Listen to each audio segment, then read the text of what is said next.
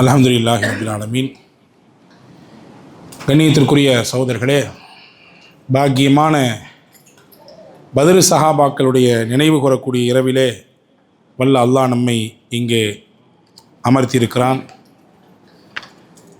இன்றைய தினம் வரலாற்றில் மிகவும் முக்கியத்துவம் வாய்ந்த, சொல்லப்போனால் இன்றைக்கு நீங்களும் நானும் முஸ்லீமாக மூச்சு விட்டு கொண்டிருக்கிறோம் என்றால் அதற்கு முக்கிய காரணமானவர்கள் பத்ர் யுத்தத்திலே கலந்து கொண்டு தங்களை அர்ப்பணித்த, தியாகம் செய்த உத்தம பத்ர் வீர சுகதாக்கள். அவர்களை நினைவு கூறும் பொருட்டு ஒவ்வொரு ரமதானுடைய வருடத்திலும் 17வது இரவிலே அவர்களுடைய திருநாமம் பெயர்கள் வாசிக்கப்பட்டு நாம் யாசீனை ஓதி அவர்களுக்காக வேண்டி துவா செய்யக்கூடிய வழக்கத்தை நாம் பெற்றிருக்கிறோம். மேலோட்டமாக ஒரு சில வரிகளை மட்டும் நான் இங்கே ஞாபகப்படுத்துகிறேன். நீண்ட பெரிய உரையெல்லாம் இல்லை. பத்ர் யுத்தம் நடந்தது ஹிஜ்ரி 2வது வருடத்திலே, ரமதான் மாதம் நோன்பு வைத்திருக்கக்கூடிய சமயத்தில் தான் இந்த யுத்தம் நடந்தது. கிபி 624. இந்த யுத்தத்தின் பின்னணி காரணம் நமக்கு தெரியும். தொந்தரவு, இடைஞ்சல், கஷ்டம், நெருக்கடி தொடர்ந்து முஸ்லிம்களுக்கு முகமது நபிக்கு கொடுத்து கொண்டே இருந்தார்கள் மக்காவில் இருக்கும் வரை. ஒரு கட்டம் தாக்கு பிடிக்க முடியாத ஒரு சூழல் வரும் பொழுது அல்லாஹ்வின் உத்தரவு வந்தது, மதீனாவுக்கு வந்தாங்க.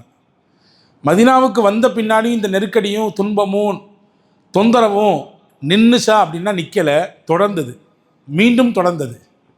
ஒன்றை புரியுங்கள், உலகத்தில் நல்லவர்களாக இருந்தால் தொந்தரவு வந்து கொண்டே இருக்கும், நல்லதை செய்தால் தொந்தரவுகள், நெருக்கடிகள் வந்து கொண்டே இருக்கும். அதனால் நாம் அவ்வளவுதானா என்று நினைக்க வேண்டாம். அவர்களுக்குத்தான் அல்லாஹ்வின் உதவியும் வரும். யாருக்கு தொந்தரவுகளும் இடைஞ்சல்களும் கஷ்டங்களும் நெருக்கடிகளும் வருகிறதோ அவர்களுக்குத்தான். அப்படி என்றால் என்ன பொருள்? அல்லாஹ்வின் உதவி அடுத்து வர இருக்கிறது என்று பொருள். முகமது நபியை விட நல்லவர்கள் உலகத்தில் யாருமே கிடையாது. முகமது நபியை விட ஆகச்சிறந்த மனிதர் உலகத்தில் யாருமே கிடையாது. அவர்களுக்கு வந்தது தொந்தரவு, இடைஞ்சல். எனவே தான் அவ்வளவு தொந்தரவுகளையும் வாங்கி கொண்டு உலகத்தில் நல்லதை மட்டுமே கொடுத்தார்கள் பெருமானார். மரத்தை பாருங்கள், எல்லாரும் கல்லை விட்டு அடிக்கிறார்கள், கல்லை விட்டு வீசுகிறார்கள். நல்ல கனிந்த பழத்தை தரக்கூடியது அடியை வாங்கி கொண்டு பழத்தை தான் தருகிறது, இல்லையா? அதே போன்று பெருமானார் அடிகளையும் சொற்களையும் வாங்கி கொண்டு இந்த உலகத்துக்கு நல்லதே கொடுத்தாங்க. ஒரு சாம்பிள் போதும். உதாரணம், உபய் இப்னு சலூல், முனாஃபிக்கினுடைய ஒட்டுமொத்த கூட்டத்தின் தலைவன், ரசூலுல்லாவுக்கு குழி பறித்து அவங்கள மொத்தத்தையும் உள்ள தள்ளி ரசூலுல்லாவுக்கு எதிராக மதீனாவில் செயல்பட்ட முக்கியமானவன் அவன் தான். ஆனால் அல்லாஹ்வுடைய நசீபை பாருங்கள், அவருடைய பெத்த புள்ள அப்துல்லா சஹாபியாக இருந்தாங்க. மஃபாத்தான பின்னாடி இவர் வந்து ரசூலுல்லாஹ்ட்ட சொன்னார், எங்கள் அப்பா உங்களுக்கு எதிராக எவ்வளவோ பண்ணியிருக்காரு, எவ்வளவோ சேட்டை பண்ணியிருக்காரு, எவ்வளவோ உங்களுக்கு டார்ச்சர் பண்ணியிருக்காரு, அதெல்லாம் நீங்கள் பெரிய மனசு பண்ணி கொஞ்சம் நீங்கள் பொறுத்துக்கணும். அவர் ஒரு சில விஷயம் உங்கள்கிட்ட சொன்னார், நீங்கள் செய்யுந்தான் நல்லாயிருக்கும்னு நினைக்கிறாரு. என்ன? மௌத்தான பின்னாடி சொல்லி விட்றாரு பையன்ட்ட. அதாவது முன்னாடியே சொன்னது, மௌத்துக்கு பின்னாடி பையன் வந்து ரசூலுல்லாஹ்ட்ட சொல்கிறான், என்ன செய்யணுமாமா? நீங்கள் போட்ட ட்ரெஸ் அவருக்கு கொடுக்கணுமா, அதுதான் அவருக்கு கஃபனாக இருக்கணுமா. நீங்கள் எந்த ட்ரெஸ்ஸு கொடுத்துருந்தீங்களோ அது அவருக்கு கஃபனாக இருக்கணுமா. சரி, செஞ்சிடலாம். 2வது, அவருக்கான நீங்கள் வந்து அல்லாஹ்விடத்தில் மன்னிப்பு கேட்கணுமா. சரி, செஞ்சிடலாம். பின்ன அவருடைய ஜனாசா நீங்கள் தான் தொலை வைக்கணுமா, அவருடைய ஜனாசா நீங்கள் தான் தொலை வைக்கணுமா. இந்த 3மே எங்கள் அப்பா எனக்கு சொன்னது. உமர் ரலியல்லாஹு சொல்கிறாங்க, இந்த 3 செய்யாதீங்க. அது பையன் இந்த எவ்வளோ பெரிய பையன் தெரியுமா அவன். இந்த மேல உள்ள 2 கூட ஓகே, நீங்களாம் போய் தொலை வைக்கக்கூடாது. ஐயோ, அம்படி சேட்டை பண்ணியிருக்காங்க. ரசூல் சொன்னாங்க, அல்லாஹ் குர்ஆனில் சொல்கிறான், இன் தஸ்தக்ஃபிர் லஹும் அவு லா தஸ்தக்ஃபிர் லஹும், நீங்கள் இந்த முனாஃபிக்கீன்களுக்காக வேண்டி மன்னிப்பு கேட்டாலும் மன்னிப்பு கேட்காவிட்டாலும் 70 தடவை மன்னிப்பு கேட்டாலும் நான் அவர்களை மன்னிக்கப் போவதில்லைன்னு அல்லாஹ் சொல்கிறான். 70 தடவைக்கு மேலே மன்னிப்பு கேட்டால் நான் மன்னிச்சிருவேன் அல்லாஹ் சொல்லியிருந்தால் அவனுக்காண்டி நான் கேட்பேன். நாங்கள் 70 தடவைக்கு மேலே கேட்டு அவனை மன்னிக்கிறதா இருக்குது, அப்படி ஒரு வாய்ப்பு இருக்குன்னு அல்லாஹ் சொல்லியிருந்தா நான் கேட்பேன். இதுதான் நல்லவர்களின் ஆக மொத்த உருவம் நபி என்று சொன்னேன். அந்த நபிக்கான இடைஞ்சல் தான், கஷ்டம் தான் பத்ர் யுத்தம். அங்கேருந்து வந்துட்டு இங்கே வந்து நல்ல வாழ்க்கை வாழலாம், ஒரு வெளிச்சமான வாழ்க்கை வாழலாம், ஒரு நல்ல ஒரு நிலையில் இந்த மார்க்கத்தை வளர்த்தலான்னு நினைக்கும் பொழுது 2வது வருஷமே பின்னாடி வந்துட்டாங்க, துரத்திக்கிட்டு வந்து பெருமானார் ஸல்லல்லாஹு அலைஹி வஸல்லமுக்கு பல இடைஞ்சல் கொடுத்தார்கள். அதனுடைய மொத்த ரூபமாக பத்ர் இருந்தது. ஆனால் அல்லாஹ்வுடைய உதவியை பத்ரில் ரசூல் ஸல்லல்லாஹு அலைஹி வஸல்லம் பார்த்தாங்க. ரசூல் ஸல்லல்லாஹு அலைஹி வஸல்லம் அல்லாஹ்ட்ட துவா செஞ்சாங்க, அல்லாஹ் உதவியை கொடுத்தாங்க. 11 விதமான உதவிகளை கொடுத்தான். நான் வரியாக வாசிக்க தான் போகிறேன். 11 விதமான உதவியை பத்ர் யுத்தம் கண்டது. முதல் உதவி, அல்லாஹ் மலக்குகளை வச்சு இந்த சண்டையை போடலை, அல்லாஹ் மனிதர்களை வச்சு இந்த சண்டையை போடல, மலக்குகளை இறக்கி விட்டான். போங்க நீங்கள் கீழே, என்னுடைய அடியாருக்கு, என்னுடைய சஹாபாக்களுக்கு, என்னுடைய தூதருக்கு உதவியா நீங்க போங்க என்று அல்லாஹ் அனுப்பி வைத்தார். எத்தனை வந்தார்கள்? குர்ஆன் சொல்லுது பிஹம்சத்தி ஆலாஃப், 5000 மலக்குகள் வந்தாங்க. அவங்க மொத்தமே 1000 பேர் தான் இருந்தாங்க. இங்க 313 பேர். ஆனா அல்லாஹ் அனுப்புனது 5000 மலக்குகள் அனுப்புனா ஒன்று. ரெண்டாவது, அல்லாஹ் நேரடியாக களத்துக்கு வந்தான். நேரடியாக அல்லாஹ் களத்துக்கு வந்தான் அப்படின்னா என்ன அர்த்தம்? அல்லாஹ் வந்து சண்டை போட்டானா? அல்லாஹ்வுடைய உதவி நேரடியாக வந்துச்சு. குர்ஆன்ல அல்லாஹ் சூரத்துல் அன்ஃபால்ல சொல்றான், ஃபலம் தக்துலூஹும் வலாக்கின் அல்லாஹ் கத்தலஹும். நீங்க அவங்கள்ட்ட சண்டை பிடிக்கல, நாம தான் சண்டை பிடிச்சோன்ற அல்லாஹ். நீங்க அவங்களுக்கு எதிராக அம்பத்துக்கு எரியல, நாம தான் எரிஞ்சோன்ற அல்லாஹ் தன்னை இணைத்து சொல்லுகிறான். அப்ப நேரடியாக அல்லாஹ்வுடைய உதவியை பார்த்த இடம். மழை பெய்தது, அந்த இடத்தில் மழை பெய்தது. மழை பெய்தது என்ன பெரிய உதவியான்னு கேட்காதீங்க. அவங்க போய் இறங்கின இடம் எப்படியான இடம்னா அப்படி கரடு முரடான ஒரு இடம்.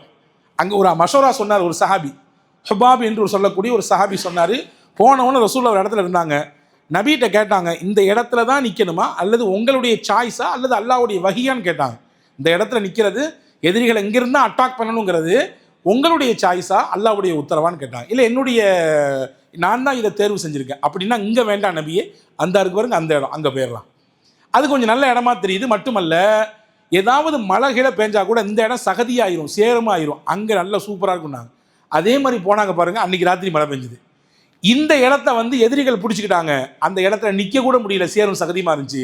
அங்கே முஸ்லீம்கள் பிடித்த இடம் மழைலாம் பெஞ்சு அந்த இடம் அப்படி ஒரு சரியாக செட் ஆகி வந்து நின்றுச்சு.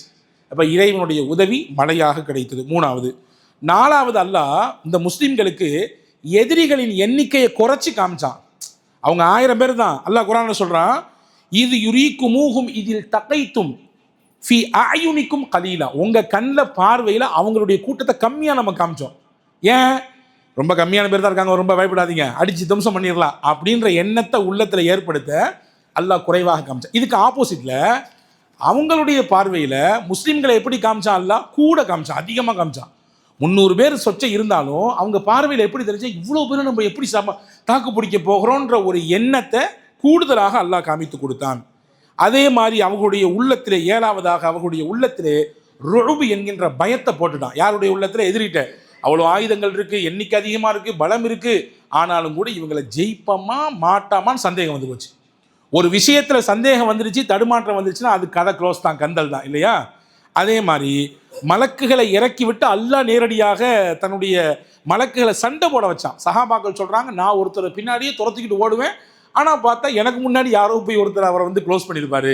நேரடியாக நாங்கள் மலக்குகள் எல்லாம் பார்த்தோம் பத்ர் யுத்தத்தில் சஹாபாக்கள் சொல்கிறாங்க. அதே மாதிரி அந்த யுத்தம் நடக்கிறதுக்கு முந்தின நாள் ராத்திரி அல்லாஹ்வின் தூதருக்கு அல்லாஹ் ஒரு கனவை காண்பித்தான். அந்த கனவுல அல்லாஹ் சொல்லிட்டான், நாளைக்கு உங்களுக்கு வெற்றி தான் சொல்லிட்டான். நாளைக்கு உங்களுக்கு வெற்றி தான், கவலைப்பட தேவையில்லை அப்படிங்கிறத எப்படி சொன்னால் சுப செய்தியாக அல்லாஹ் சொன்னான். ஏற்கனவே நம்ம நபிமார்களுடைய வரலாறு நம்ம படிச்சுட்டு வர்றோம். நபிமார்கள் காணுகிற கனவு வஹி, அது வஹிதான். வஹியாக அல்லாஹ் சொல்லிவிட்டான், உங்களுக்கு நாளைக்கு வெற்றி என்று அல்லாஹ் சுப செய்தி சொல்லிவிட்டான். சுப செய்தி சொல்லிவிட்டானே, சரி கொஞ்சம் அசால்ட்டாக ரசூல்லா இருந்தாங்களா? இல்லை. அல்லாட்ட சுப செய்தி கிடைச்சாலும் அல்லாட்ட மண்டாடுறத மண்டாடிட்டே இருந்தாங்க. துவா செய்கிறது ரசூல்லா விடவே இல்லை. அதே மாதிரி பாருங்க, அல்லாஹ்வுடைய உதவிகளில் ஒன்று, அந்த யுத்தத்தில் களத்தில் நிற்காங்க, எதிரில் அந்த சைடு எதிரிகள் நிற்கிறாங்க. இங்கே நிற்கக்கூடிய சஹாபாக்களுக்கு, இந்த முஸ்லீம்களுக்கு அல்லாஹ் ஒரு சின்ன தூக்கத்தை கொடுத்தான். என்னங்க அது? எப்படிங்க தூக்கம் வரும்? வெளியூர் பயணம் போகிறோம், ஏர்போர்ட்டில் போய் ஒரு 4 மணி நேரம் நிற்க வேண்டியது இருக்குது, நிறைய லக்கேஜ்லாம் வச்சுருக்கோம். எப்படி இருக்கும்? திக்கு திக்குன்னு இருக்கும். நம்ம லக்கேஜ்லாம் போய் சேருமா அல்லது சேராதா, என்ன ஆகும் கதை? நாளைக்கு ஒரு முக்கியமான எக்ஸாம் இருக்குது, அல்லது நாளைக்கு ஒரு முக்கியமான இன்டர்வியூ இருக்குது, நாளைக்கு ஒரு முக்கியமான ப்ராஜெக்ட் சம்மந்தமாக ஒருத்தரை பார்க்க போகிறோம். கதை கூடுமா கூடாதா? ராத்திரி ஃபுல்லாக தூக்கம் வந்துக்கிட்டே இருக்கும், ஆனால் கண்ணு உறங்காது, கண்ணு விழிச்சு தான் இருக்கும், ஆனால் உள்ள உறங்காது, இல்லையா? பார்க்குறோம். நாளைக்கு நம்ம வீட்டில் ஒரு கல்யாணம் அல்லது ஏதோ ஒரு டெத்து, ஏதோ ஒருத்தருடைய சோக நிகழ்ச்சி நடந்திருக்கு, ராத்திரி தூக்கம் வரும்?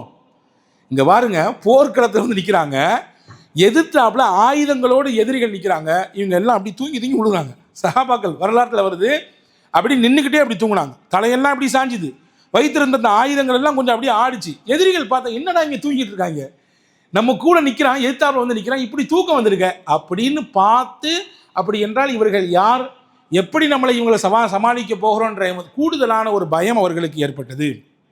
சின்ன படை பெருங்கொண்ட படையை அல்லாஹ் வெற்றிகளில் செய்தான். வெறும் 300 பேர் தான், ஆனால் 1000 பேர்களை வெற்றி கொண்டார்கள். இது எல்லாத்தையும் அல்லாஹ் இந்த பத்ர் என்ற யுத்த களத்தில் ஏற்படுத்தி கொடுத்தான். இதற்கு எல்லாத்துக்கும் பின்னாடி இருக்கக்கூடிய ஒரே விஷயம் ஒன்று தான், அல்லாஹ்வின் மீது இருக்கக்கூடிய தவக்குல். ஒன்றை புரிங்க, இன்னைக்கு உலகத்தில் நடந்துக்கிட்டே இருக்கு யுத்தங்கள். இன்னைக்கு ஈரான், நேற்று காசா, அதுக்கு முன்னாடி ஈராக்கு, அதுக்கு முன்னாடி யேமன், சிரியா, எல்லாத்தையும் பின்னாடி பாருங்க, எல்லாம் ஏதோ ஒரு முஸ்லீம் நாடுகள் சம்மந்தப்பட்டிருக்கும், ஏதோ முஸ்லீம்களுடைய நிலப்புலங்கள் சம்பந்தப்பட்டிருக்கும். எல்லாத்துக்கும் பின்னாடி அரசியல் என்ன? நீங்கள் நுட்பமாக கவனித்தால் லா இலாஹ இல்லல்லாஹ் முஹம்மது ரசூலுல்லாஹ் என்று சொன்ன முஸ்லீம்களுடைய அந்த கொள்கையும் அவர்கள் உலகத்திற்கு காட்டக்கூடிய பண்பாடுகளும் நாகரிகமும் பெருகிவிடக்கூடாது, மொத்தமும் அங்க பக்கம் மக்கள் சாஞ்சிடக்கூடாது என்பது மிக முக்கியமான நோக்கம்.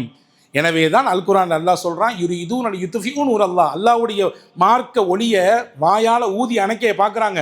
இவங்க ஊதுறது என்ன? சிமினி விளக்கில் இருக்கக்கூடிய நெருப்பா, அல்லது பெட்ரூமாஸ் லைட்டில் இருக்கக்கூடிய அந்த புகையா ஊதி அணைக்கிறதுக்கு? இது அல்லாஹ்வுடைய மார்க்கம். வல்லாஹு முத்திம்மு நூரி, அல்லாஹ் இதை பரப்புவான், பரிபூர்ணப்படுத்துவான், சம்பூர்ணமாக்குவான் அல்லாஹ் சொல்றான்.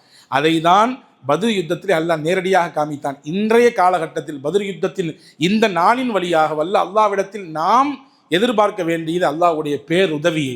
ஒட்டுமொத்த முஸ்லீம் உம்மத்திற்கும் அல்லாஹ் பாதுகாப்பை தர வேண்டும்.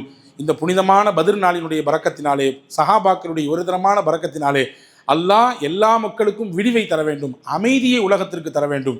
அமைதியை சீர்கெடுக்க யார் முயலுகிறார்களோ அந்த ஏகாதிபத்தியத்திற்கு அல்லாஹ் சரியான பாடத்தை புகட்ட வேண்டும்.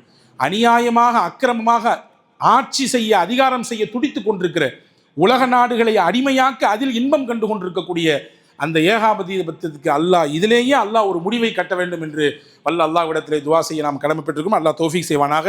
இப்போ இன்ஷா அல்லாஹு தஆலா யாசின் ஓதுவோம்.